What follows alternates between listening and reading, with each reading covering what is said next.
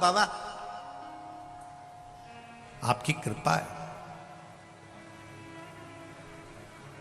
हम पहले भी कहते हैं, आज भी कहते हैं, शिव महापुराण की कथा अगर आपके नगर में, अपने गांव में अगर हो रही है तो ये समझ लो कि कहीं मेरे देवाधिदेव महादेव पर, ये गांव पर कृपा करना होगी बाबा को, इसलिए करा रहा है, इसलिए करा दी उसने कराई।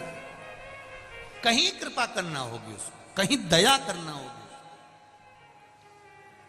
कहीं उसकी उदारता होगी। बहुला गाय अपने पुत्र मनोरथ को दूध पिला रही है और मनोरथ को दूध पिलाते पिलाते मुख पर फेन आ गया। फेन आया, उड़ा, शिव जी पे गया। शंकर भगवान को क्रोध आया।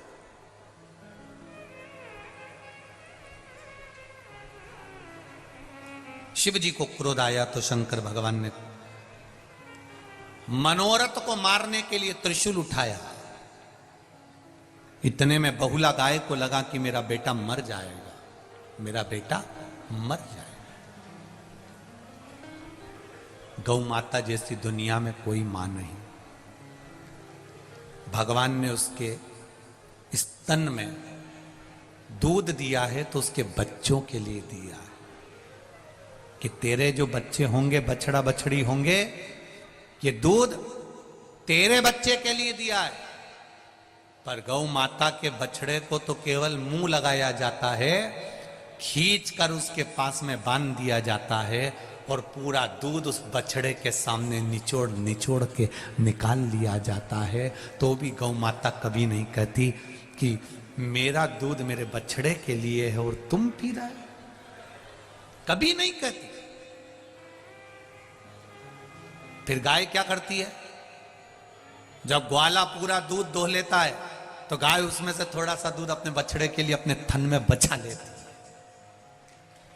अपने बछड़े के लिए गाय दूध अपने थन में बचा लेती है।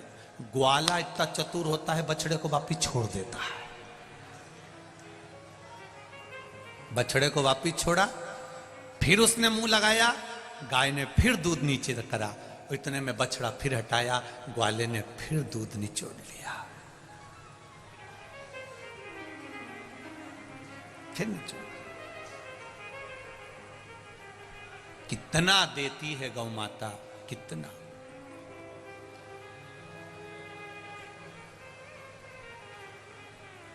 उसका देना सरल नहीं, कितना देती।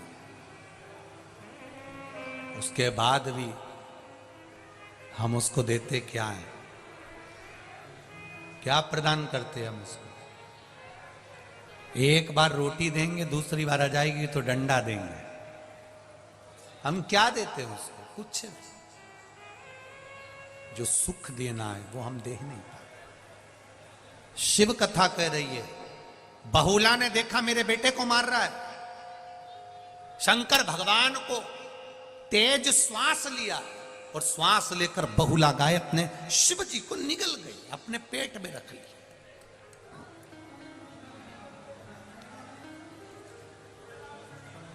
दो माता ने शंकर भगवान को निगला था और वो भी अपनी औलाद के लिए, अपनी संतान के लिए निगला। बहुला गाय शिवजी को निगली तो अपनी औलाद के लिए, अपनी संतान के लिए, और पार्वती मैया भी भगवान शंकर को निगल गई थी केवल अपनी संतान के लिए, केवल अपनी संतान के लिए। जगत में ऐसी कोई मां नहीं है जो बेटे को बद्दुआ देती हो, और देती भी होगी ना, कोसती भी होगी। जब जब बहुओं से झगड़ा होता है ना तो सास कह देती है, आड़ा टेढ़ा बोल देती है अपशब्द। तो बहुओं को बुरा नहीं मानना चाहिए कि सास ने पति से कह दिया, पत्नी ने, देखो तुम्हारी मम्मी ने तुमको अपशब्द कहा, तुम्हारी मम्मी ने तुमको आड़ा टेढ़ा कहा, तुम्हारी मम्मी तो तुमको कोस रही है, तुम्हारी मम्मी तुम्हें कोस रही है। बेटे को बुरा नहीं मानना चाहिए, ना बहू को, क्योंकि मां अगर बेटे को कोसती भी है ना, अपशब्द भी कहती है ना, तो हो सकता है उसको कोई बड़ी बीमारी आने वाली होती है, वो कट जाती है केवल मां के कहने से।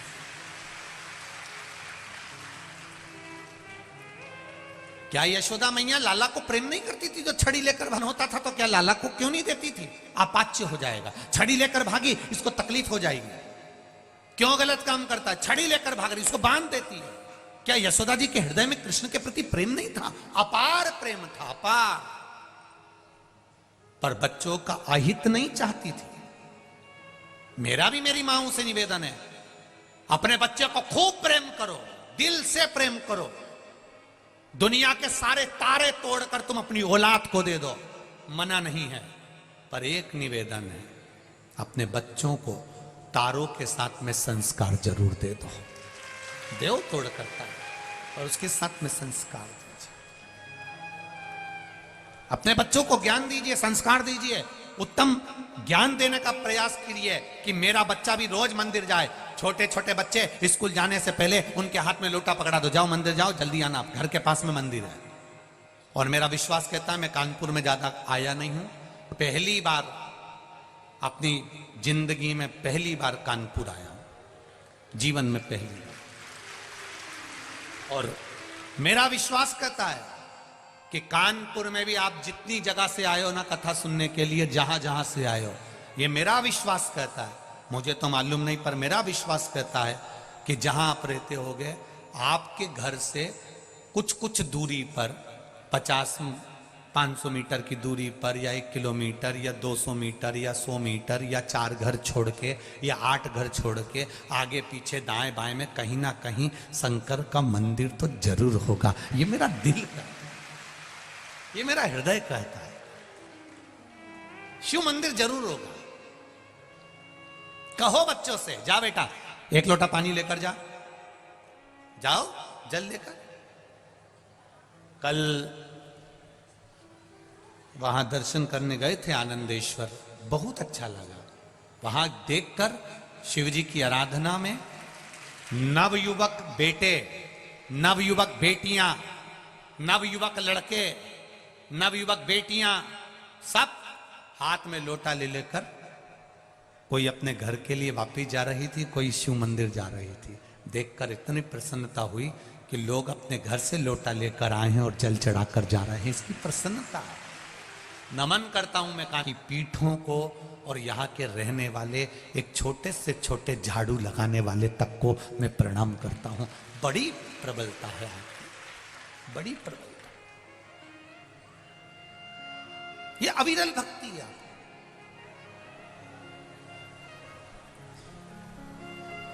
ये विश्वास आपका,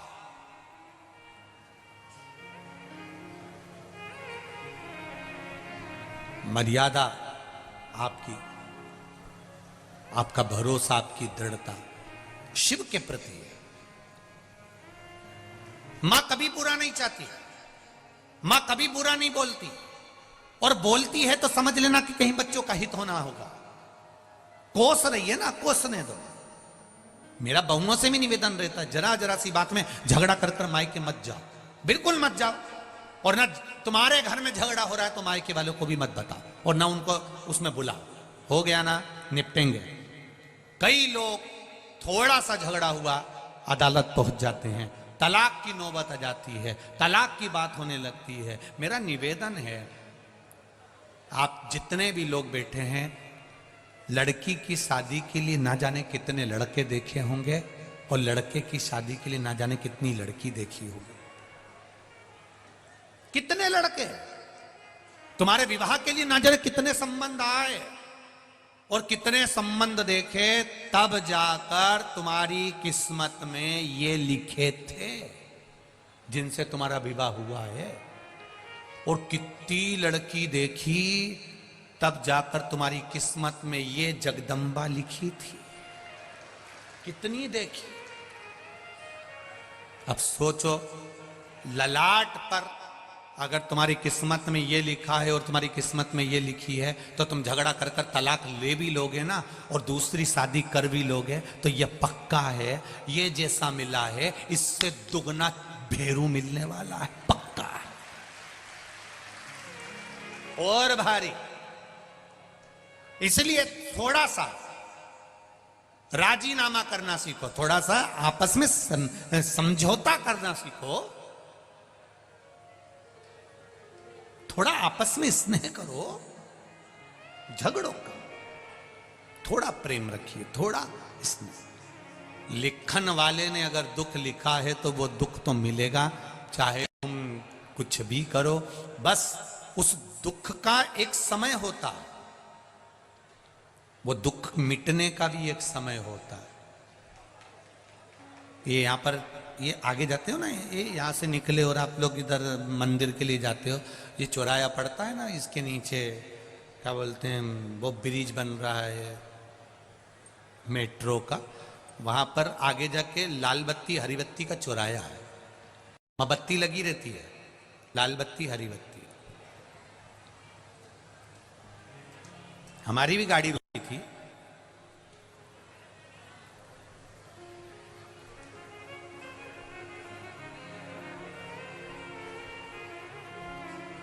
लाल बत्ती हुई, थोड़ा बोलो बोलो रुक जाओ, हरी हो गई चल दो। जैसे लाल बत्ती और हरी बत्ती होती है, थोड़ा सा रुक जाओगे, थोड़ा स्पीड स्लो कर लोगे, थोड़ा सा रुकोगे, उसमें तुम्हारा लाभ है। आगे जाओगे तो ट्रैफिक जाम नहीं मिलेगा। इसलिए लाल बत्ती हरी बत्ती होती है। हमें बुरा जरूर लगता है कि ट्रैफिक वाले ने रोक दिया, पुलिस वाले ने रोक दिया, पर समझो बत्ती लाल है, थोड़ा रुक जाओ, तुम्हारी भलाई के लिए रोका है कि आगे जाओगे तो रास्ता क्लियर मिलेगा। हरी बत्ती आई, तुरंत दौड़कर चले जाओ, रास्ता क्लियर है, आगे बढ़ जाओ।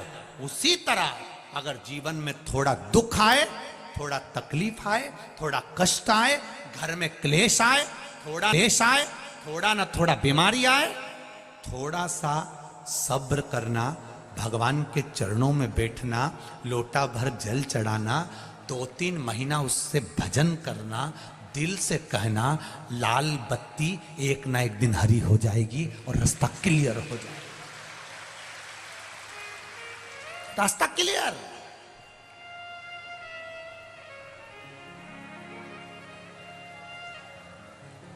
थोड़ा रुको।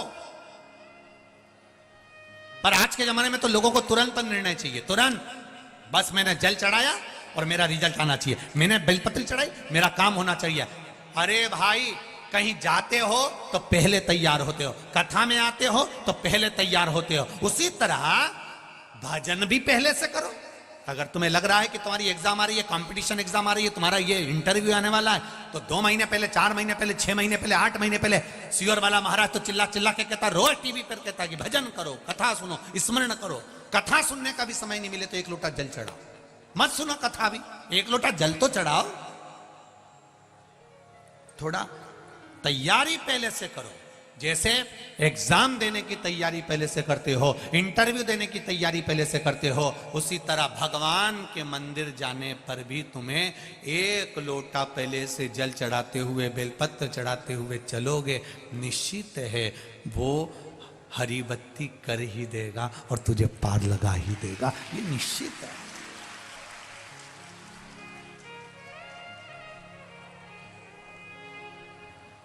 खाली न जाता कोई दर से तुम्हारे, ये शिव है।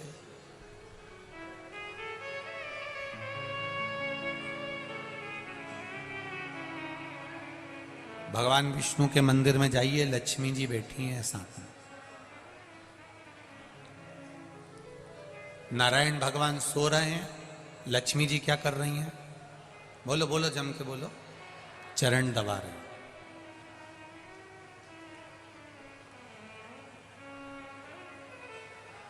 ब्रह्मा जी के यहां जाइए, ब्रह्माणी माला लेकर बैठी हुई हैं, बीणा बजा रही हैं। लक्ष्मी जी के यहां जाओगे, लक्ष्मी जी हाथ में हंडा लेकर बैठी हैं, लक्ष्मी लुटा रहे हैं, भगवान विष्णु।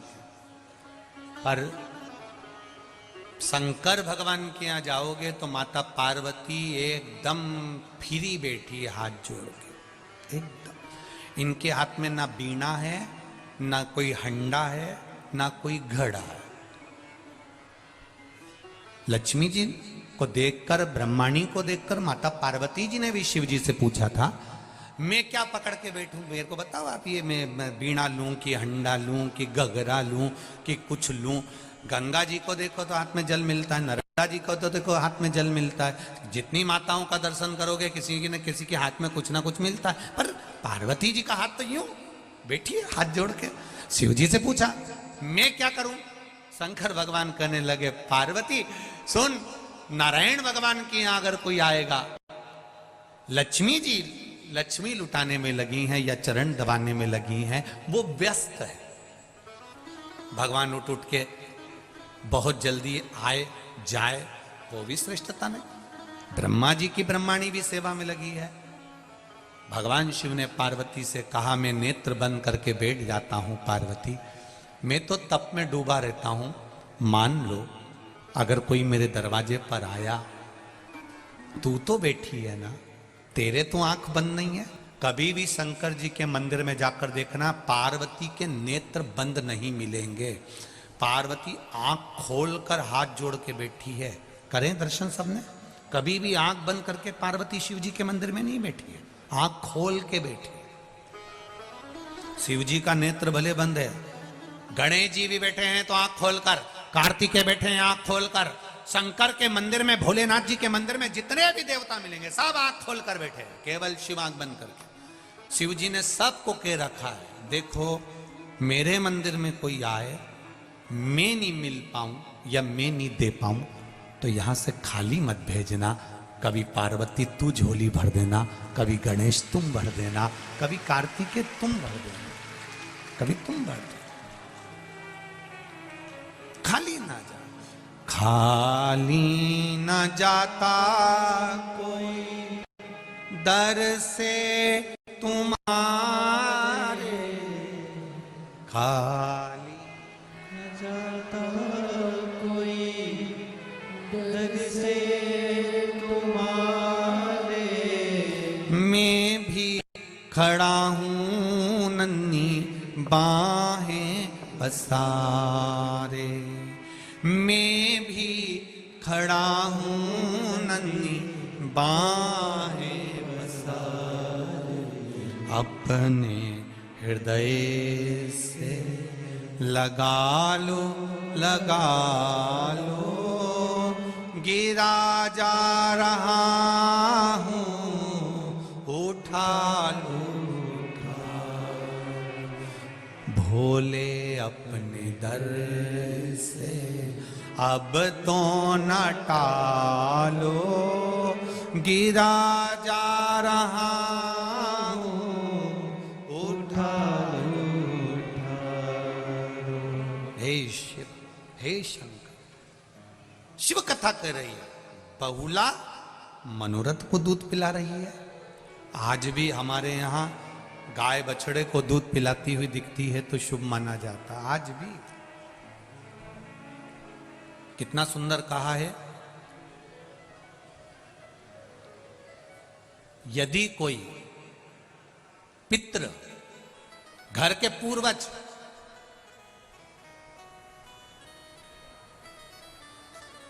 घर के बुजुर्ग, घर के बूढ़े,